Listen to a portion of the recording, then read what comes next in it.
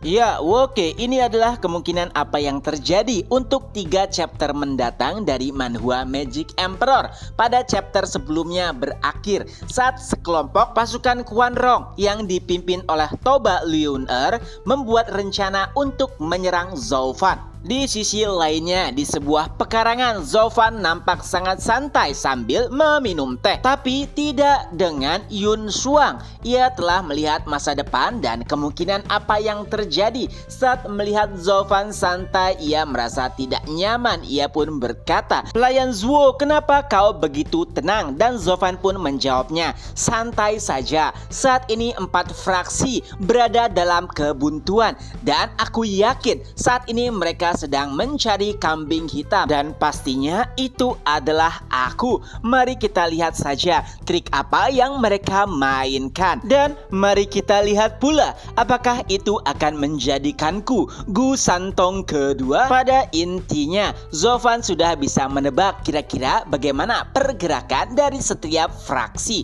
Melihat ekspresi Zhou Fan, walaupun merasa khawatir, tapi ia juga menjadi sedikit tenang. Dan setelahnya tiba-tiba Putri Yongning pun muncul. Ia langsung berkata, "Apakah kalian tahu untuk merayakan 100 tahun ulang tahun Kaisar, ayah membuat pesta lampion. Mari pergi ke sana." Bukannya setuju, Zhou Fan malah berkata, "Putri Yongning, apakah kau menyusup lagi?" Tentunya Zhou Fan tidak tertarik untuk pergi dengan mereka berdua. Tapi saat seseorang berkata, "Apakah kau akan membiarkan 2 orang penting berada di tengah kekacauan Tianyu? Bukankah kau sudah tahu jika saat ini Tianyu Empire sedang tidak aman?"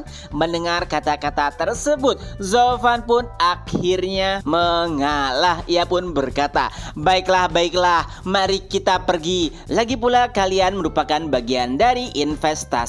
Di malam harinya, Zhou Fan pun pergi menemani para gadis. Karena Luo Yunchang mendengarkan percakapan sebelumnya, jadi ia ikut serta menemani Yongning dan juga Yun Shuang. Ketiganya nampak bahagia tidak dengan Zhou Fan. Ia layaknya seperti seorang penjaga yang mengawasi anak kecil bermain. Tapi ekspresinya mulai berubah. Tak kalah Zhou Fan merasakan beberapa kekuatan besar yang sedang mendekatinya. Zhou Fan bahkan memberikan sebuah isyarat kecil kepada para gadis agar sedikit menjauh darinya.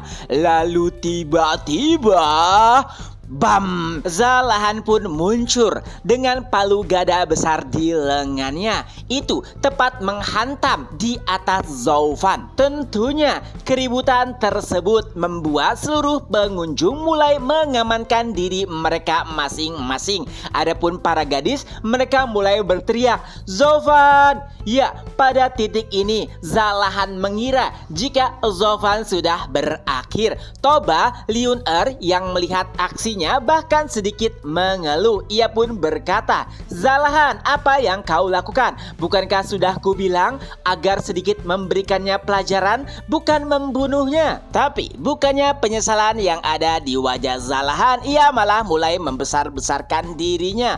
"Oh, maaf Nona, aku kira rumor memang benar. Tapi jika bocah itu langsung mati, seharusnya aku hanya menggunakan sedikit kekuatanku." Saat itu yang menampakkan diri hanyalah Zalahan dan juga Toba Liun-er. Adapun Ze Bei dan juga Hu Lincai, mereka hanya mengamati situasinya saja. Walaupun sudah menyingkirkan Zhou Fan, Toba Liun-er sama sekali tidak puas. Ia pun kembali berkata kepada Zalahan, "Karena kita yang bergerak duluan, maka rencana kita..." Sebelum berhasil menyelesaikan kata-katanya, tiba-tiba terdengar suara, "Rencana apa?"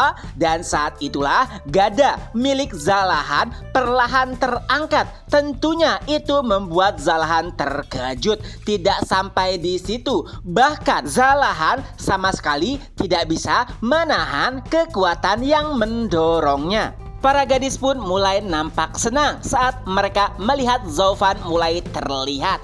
Adapun kelompok Quanrong tentu saja itu membuat mereka keringat dingin dan juga ketakutan. Sebelumnya mereka hanya mengira jika rumor hanya membesar-besarkan Zovan. Tapi setelah menyaksikan apa yang terjadi, rumor itu tidak ada salahnya. Zovan pun terus mendorong gada milik Zalahan menggunakan tangan kilinnya. Toba Liun-er yang gelisah bahkan berkata, "Zalahan, apa yang kau lakukan? Cepat dorong ia kembali." Tapi sayangnya Zalahan sama sekali tidak berkutik. Tidak sampai di situ, Zovan juga berkata, "Nampaknya ini bukanlah tempat yang baik untuk berbicara." Ia sedikit menggunakan kekuatan kilinnya lebih besar dan bam, gada milik Zalahan pun hancur. Tentunya itu membuat Zalahan sendiri terkejut. Gada miliknya merupakan senjata pusaka langka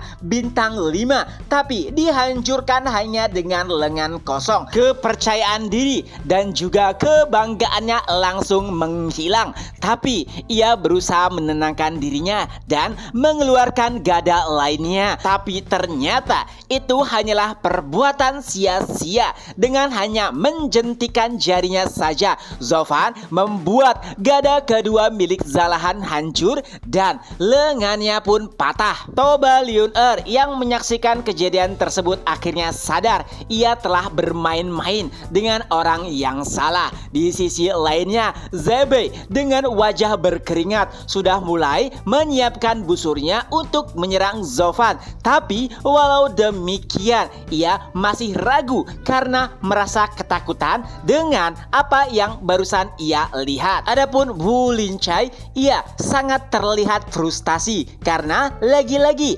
informasi yang ia kumpulkan tentang Zovan salah. Dan tak lama kemudian akhirnya Zebei pun membulatkan tekad untuk mengeluarkan serangan ultimate-nya. Itu adalah serangan terbaru yang bahkan baru pertama kali ia coba. Ada ratusan busur panah yang bergerak cepat ke arah Zovan. Tidak hanya itu, busur-busur tersebut merupakan senjata spiritualis tingkat 5. Zovan yang sadar akan serangan tersebut pun mulai berkata, "Oh, jadi ini adalah salah satu teknik terbaik dari salah satu serigala, yaitu Zebei." Mendengarkan hal tersebut tentunya membuat Toba Liun-er terkejut. "Apa? Kau mengenal Zebei?" Dan Zovan pun menjelaskan, "Tentu saja. Apakah hanya kau yang mengumpulkan informasi?" Zovan mengetahui nama dari serigala penjaga dari cerita yang disampaikan oleh tuan muda dari keluarga Luo, yaitu Luo Yunhai, yang juga merupakan bagian dari anak angkat Dugu Zantian. Tapi walau begitu, Toba Liun-er yakin Zovan sama sekali belum mengetahui serangan ultimate terbaru dari Zebei. Bahkan ia mulai mengejek Zovan dan berkata, "Jika kau tidak sepenuhnya tahu tentang kami." Tapi Zovan sama sekali tidak termakan gertakan tersebut. Ia bahkan malah mulai meremehkan serangan dari Zebei. Tidak sampai di situ, ia juga berkata kepada Toba Liun-er, "Baiklah Nona, mari kita buat kesepakatan. Jika ada salah satu dari serangan tersebut yang mengenaiku, maka kau bisa membunuhku. Tapi jika tidak ada serangan yang mengenaiku, kau harus menceritakan tentang rencana kecilmu." Tentu saja Toba Liun-er menyetujui kesepakatan tersebut karena serangan Zebei sudah mulai mendekat ke arah Zovan. Tapi sebelum busur-busur itu menghujani Zovan, Zovan pun melirik ke suatu tempat. Ya, itu adalah di mana Zebei bersembunyi. Bahkan Zebei dibuat terkejut karena lokasinya telah diketahui. Dan saat busur panah tersebut hampir mengenai Zovan, tiba-tiba ya, seluruh busur panah tersebut malah menghilang dan berpindah ke tempat di mana Zebei bersembunyi. Lalu Bam! Seluruh busur panah tersebut mulai menghujani Zebe dan juga Wu Lincai. Tentu saja mereka berdua terkejut bagaimana bisa busur panah tersebut tiba-tiba pindah. Tidak hanya itu, pada akhirnya Zebe sendirilah yang pertama kali menjadi tikus percobaan dari serangan miliknya sendiri. Di sisi lain, Toba Liun Er kini benar-benar merasa sangat ketakutan. Ia merasa sangat menyesal karena tidak mengindahkan peringatan dari Zhuge Chengfeng terkait Zofan. Dan saat itulah Zofan mulai berkata, "Baiklah Nona, karena kita sudah mendapatkan pemenangnya, jadi tolong tepati janjimu." Dan aku sangat membenci dua tipe orang. Pertama, mereka yang terlalu percaya diri. Kedua, mereka yang bertingkah picik. Kau sudah menjadi yang pertama, dan jangan sampai kau masuk juga pada golongan kedua. Tentu saja tidak ada lagi yang bisa dilakukan oleh Toba Liun Er, tapi ia pun mulai terfikirkan sebuah ide karena mereka merupakan perwakilan dari diplomasi, mereka kebal hukum. Lalu Toba Liun Er pun berkata, "Baiklah, sekarang bunuh saja aku." Mendengarkan kata-kata tersebut, aura membunuh mulai nampak jelas dari tubuh Zofan. Lengan Qilin mulai memerah. Ia pun berkata, "Nona Liun Er, apakah kau mencoba untuk mengujiku?" Ya, kali ini Zofan telah bersiap untuk memberikan serangan terakhirnya.